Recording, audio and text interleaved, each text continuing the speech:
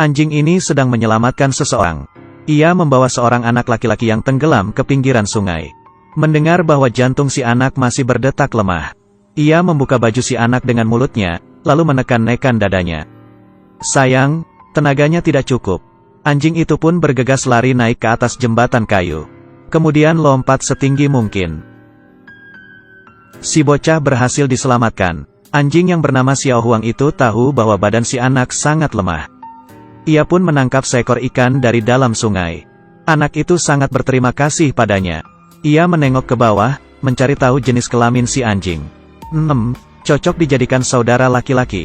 Setelah itu, Xiao Huang pun dipelihara si anak itu. Anjing itu sangat cerdas. Dengan melihat saja, ia sudah bisa belajar menaiki skateboard. Membuat sepasang suami istri tua yang ada di jalan berdecak kagum. Ia juga adalah seekor anjing yang mengerti budaya. Suka membaca majalah. Tak hanya itu, ia juga jago bermain game. Anjing paling keren yang ada di dalam ruang bermain. Ketika si anak ingin membuat tugas, Xiao Huang bersimpuh, menjadikan badannya sebagai meja. Ketika si anak sedang memancing, ia dengan tenang duduk di sebelahnya sambil mendengarkan musik. Namun hubungan mereka tidak selalu baik. Ada kalanya Xiao Huang menjadi nakal. Sengaja bersembunyi agar si anak mencari-cari dirinya. Si anak semakin panik. Nada bicaranya sedikit meninggi. Xiao Huang sadar ia salah. Suatu hari, karena ayah si anak dipindah tugaskan, satu keluarga pun bersiap-siap untuk pergi. Tapi Xiao Huang ketiduran. Kemarin malam, ia berkencan dengan anjing Teddy milik tetangga. Ia telah menyiapkan setangkai bunga dan sampahnya. Lalu mengajak si anjing Teddy kecil untuk menghampiri rumahnya yang ada di halaman belakang. Besoknya, ia terbangun dan sadar. Majikannya sudah pergi naik mobil meninggalkan rumah. Ia berlari dan mengejar, hingga keluar kota. Tapi tetap saja tidak terkejar. Sembari menatap mobil yang kian melaju kian menjauh itu, Xiao Huang dengan lelahnya berdiri menunggu mereka kembali. Ia pun menunggu hingga siang hari, sehingga membuat jalanan menjadi macet. Ketika seorang polisi menghampirinya, ia mencium bau bir yang sangat menyengat. Ia pun menggambar sebuah garis di atas jalan. Ingin tahu apakah Xiao Huang dapat berjalan melewati garis itu. Untuk membuktikan bahwa dirinya sepenuhnya sadar, Xiao Huang berdiri dan berjalan mendekati polisi itu. Tapi si polisi masih saja memberinya surat tilang. Setelah beristirahat, ia melanjutkan pencariannya dengan mengikuti sepanjang jalur. Akhirnya, ia mencium bau yang tidak asing di sebuah tiang. Rupanya si anak takut Xiao Huang terlantarkan di sepanjang jalan yang ia telusuri.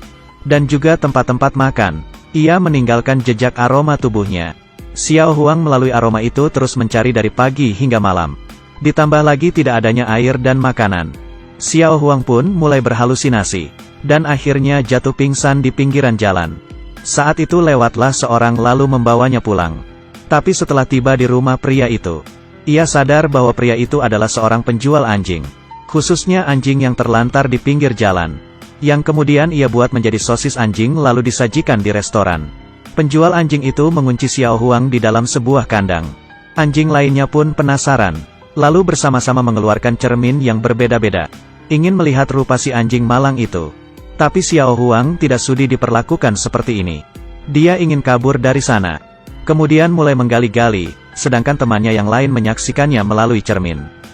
Menyadari bahwa ada tanda-tanda seseorang akan datang, Xiao Huang segera menutupi lubang yang ia buat dengan sehelai kain. Setelah si penjual anjing pergi, ia pun bergegas melarikan diri dari lubang yang telah ia gali. Kemudian membuka kandang-kandang anjing lainnya, membawa kabur semua anjing yang ada. Si penjual anjing mendengar ada suara gonggongan dari luar. Setibanya di luar ia tercengang. Lalu dikelilingi oleh sekumpulan anjing. Para anjing itu pun meletakkan si penjual daging di sebuah kandang dan kemudian membawanya. Xiao Huang memegang kemudi di depan mobil. Dan yang lainnya mendorong sekuat tenaga dari belakang. Setelah mesin berhasil dinyalakan, Xiao Huang bergegas lompat turun dari mobil. Membawa sepasang suami istri itu hingga menabrak rumah di depannya. Idenya yang brilian dan otaknya yang dapat berpikir cepat, membuatnya disanjung oleh anjing lain. Dan mereka pun mengejar Xiao Huang. Namun setelah tiba di persimpangan, Xiao Huang menghentikan langkahnya. Ia sadar bahwa ia harus mencari keberadaan majikannya. Ia pun berpamitan dengan anjing lainnya. Tentu saja mereka tidak rela melihat Xiao Huang harus pergi. Selamat tinggal. Malam hari pun tiba. Xiao Huang yang seharian tidak makan, pun mengais tempat sampah mencari makan. Tiba-tiba, ia ditangkap oleh dua orang pria tak dikenal. Di mobil tergeletak dua buah pistol.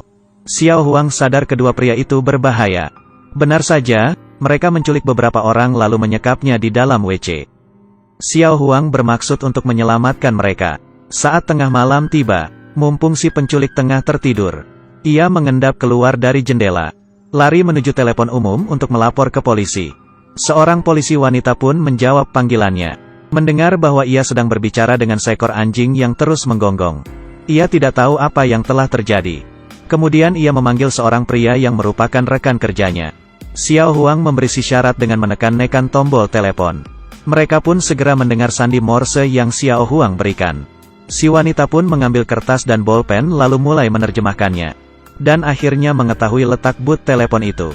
Kemudian, Xiao Hua kembali ke atas mobil lalu melepaskan para tahanan. Ini membuat si penculik terbangun. Xiao Huang membiarkan agar si anak perempuan pergi dahulu. Sedangkan ia mulai bertarung dengan sang penculik. Namun tak kunjung berhasil, sehingga ia mengangkat tangan dan menyerah. Saat itu juga, sekumpulan polisi datang tepat waktu lalu mengepung si penculik. Mengetahui hal itu, si penculik kabur. Lalu mengarahkan pistolnya ke kepala Xiao Huang untuk mengancam polisi. Setelah memastikan bahwa di dalam mobil tidak ada tahanan lagi dan hanya tersisa seekor anjing, mereka langsung memberi tembakan. Beruntung si penculik menyerah ketakutan, lalu polisi berhasil menangkap mereka. Aksi heroik Xiao Huang mulai tersiar di berbagai media. Dia dipelihara dengan baik oleh keluarga itu. Tapi suatu hari, Xiao Huang menerima surat panggilan dari pengadilan. Ternyata kedua penculik itu melakukan serangan balasan, mengatakan bahwa Xiao Huang adalah pelaku sebenarnya, dan mengundang seorang pengacara untuk menghadapinya di pengadilan. Si pengacara mulai berargumen dengan menjengkelkan, berkata bahwa di tempat perkara terdapat kotoran dan sidik jari Xiao Huang, menuduh bahwa Xiao Huang lah yang menculik keluarga ini, dan kemudian menyalahkan kedua penculik tersebut. Mendengar tuduhan palsu yang memalukan itu, Xiao Huang tidak tahu bagaimana harus menjelaskan, sehingga hanya bisa menyerah. Akhirnya, Xiao Huang dipenjara 3 tahun. Temannya di sana adalah seorang pria berkacamata. Setelah melihat sekeliling, Xiao Huang menemukan kesempatan. Ia kembali menggali. Ia menggali di pojokan tembok. Sedangkan si pria berkacamata mengawasi di depan pintu penjara. Saat tengah malam, semuanya sudah siap. Xiao Huang bersama pria berkacamata itu keluar melalui lubang. Setelah melihat ke sekeliling dan tidak ada polisi yang sedang berpatroli, Xiao Huang pun keluar dari lubang. Pria berkacamata itu membungkukkan badannya dan menyuruh Xiao Huang melompati dinding, lalu melempar tali keluar dinding. Xiao Huang dengan sekuat tenaga menarik tali itu, menarik si pria berkacamata keluar. Akhirnya mereka bebas dari penjara. Setelah saling berpamitan, Xiao Huang lanjut mencari majikannya. Dia mencium-cium aroma yang ada sehingga akhirnya menemukan rumah majikannya. Melihat si anak muncul di hadapannya, Xiao Huang dengan semangat berlari ke arahnya. Tapi ia tiba-tiba menyadari, si anak sudah mempunyai anjing yang baru. Xiao Huang sadar dirinya sudah tidak penting lagi. Jadi, dengan sakit hati pergi dari tempat itu.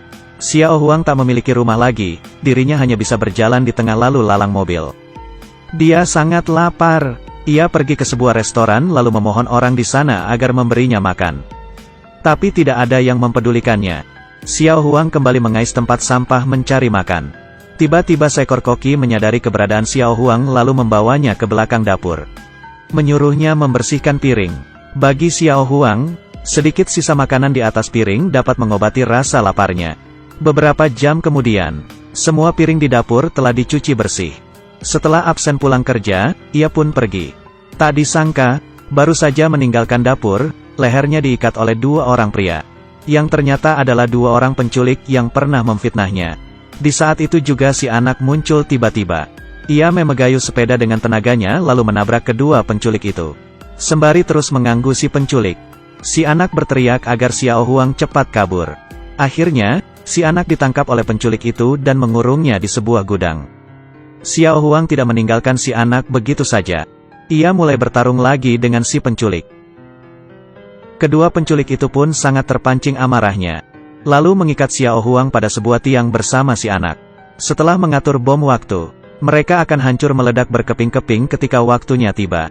Penculik itu pergi sembari membuang puntung rokok di tengah puing-puing. Tak lama kemudian, mulai tersulut api di sekitar sana. Xiao Huang berusaha keras mencabut tali yang mengikatnya. Ia menggigit tali yang mengikat tubuh si anak, ingin melepaskan dan menyelamatkan bocah itu. Tapi api semakin ganas. Mereka pun terperangkap hingga sesak bernapas. Si anak melihat ada tombol pemadam api di tembok. Dia meminta agar Xiao Huang menekan tombol itu. Tapi Xiao Huang melihat api yang besar di hadapannya. Menjadi takut lalu berjalan mundur. Karena saat kecil, Xiao Huang pernah mengalami kebakaran hebat. Ibunya mati terbakar di sana. Baginya, api adalah bayangan yang selalu menghantui jiwanya. Tapi Xiao Huang melihat anak itu jatuh pingsan. Dia sadar bahwa dia harus pergi menekan tombol itu. Atau tidak sang anak akan mati terbakar. Ia pun tanpa ragu mengambil ancang-ancang lalu melompat dan menekan tombol itu. Setibanya di lokasi, pemadam kebakaran langsung menyelamatkan si anak. Si anak memberitahu kepada petugas pemadam. Di sampingnya masih ada sebuah kotak yang terpasang sebuah bom. Petugas pemadam mendorong kotak itu. Dan kemudian Xiao Huang menemukan bomnya. Menggigit bom itu lalu membawanya kabur keluar. Tidak lari begitu jauh. Bom itu pun meledak. Si anak sangat tidak percaya. Xiao Huang pergi meninggalkannya begitu saja. Ia terkejut dan kemudian jatuh pingsan. Setelah terdasar, dokter membawanya ke ruang perawatan. Di sana terdapat sekumpulan orang. Dan semuanya adalah orang yang pernah ditolong oleh Xiao Huang. Dokter dengan perlahan membuka gorden, dan ternyata itu adalah Xiao Huang. Xiao Huang terbaring dengan kedua tangannya yang terluka. Tapi beruntungnya ia tidak mati. Xiao Huang juga senang dapat bertemu dengan orang yang merawatnya dan yang selama ini ia bantu. Jika kamu juga memiliki seekor anjing, rawatlah ia sebaik mungkin. Karena ia adalah teman hidupmu yang paling setia.